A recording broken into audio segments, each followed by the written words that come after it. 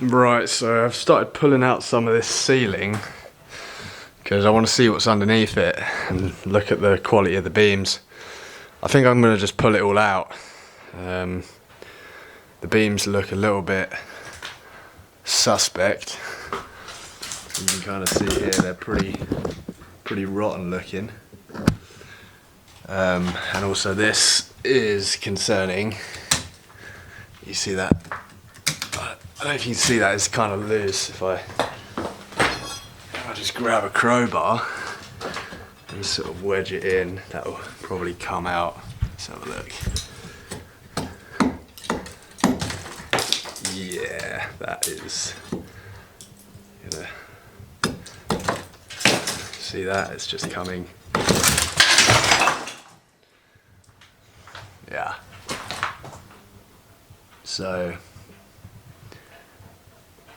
Little bit of a bad ceiling. I'm going to pull out the. I'm going to pull out this covering because this is something that they've added later. Basically, you've got the original beams here, the original plaster. You know, this is probably older than 60, 70 years. I don't know. This is probably from when the house was built, actually. And then, I don't know, 30, 40, 50 years ago or something, they've redecorated the house and they've put this up. So they trimmed the beams flat and then they put this with this, it's called Kanya. They attach this onto the beams and then plaster it to make everything sort of square and look a bit more modern. But yeah, nowadays that's kind of looked at in a, I don't know, like I'd prefer the original stuff. I think it looks nicer, but it's also pretty rotten, so I'm not sure exactly how to proceed with it. But first things first, I'm going to get this out. Nice thing about doing that is, not only do I save a bit more, get a bit more ceiling height, especially in between the arches, right, in between the beams, there's a lot higher ceiling, so it makes the room feel a lot bigger. You also get a bit more here, you know, just an inch or so. And I'm going to do the same in the kitchen here.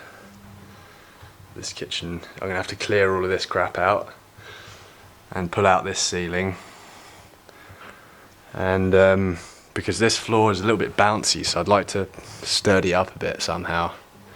And you can see there's this great big crack going down the middle there. And yeah, I want to take it out, so it's going to set me back quite a lot. It's going to take probably another month to sort all of this out, but I think it'd be well worth it once it's done. So yeah, gonna rip this crap out, de-plaster this cross beam. You can see I've already kind of done it here. You can just see there's a bit of wood underneath. And yeah, we'll see how it looks when it's done. Right, so I've got rid of that part of the ceiling there, stripped this all back, stripped this cross beam off up to there, and I'm going to leave this bit. I think it's quite nice really to have this just square, and as you kind of come up the stairs you see these beams, and I think that's quite nice. The beams are a bit shit though, pretty rotten as you can see, so really not sure what I'm going to do about that, but I'm glad I've exposed them because at least it's better to know about the problem than not know about it. And anyway, it looks cooler, so yeah, that's one to think on. I'm very curious now to see what the beams are like under here. I have a feeling they're newer, but there's only one way to find out. So I'm gonna have to clear all of this crap out the way, and yeah, then I'll be able to hack away at the ceiling. So let's crack on. Okay, so the room's kind of cleared now. Moved all the shit into that room. Yeah, I'm gonna bash this ceiling out now.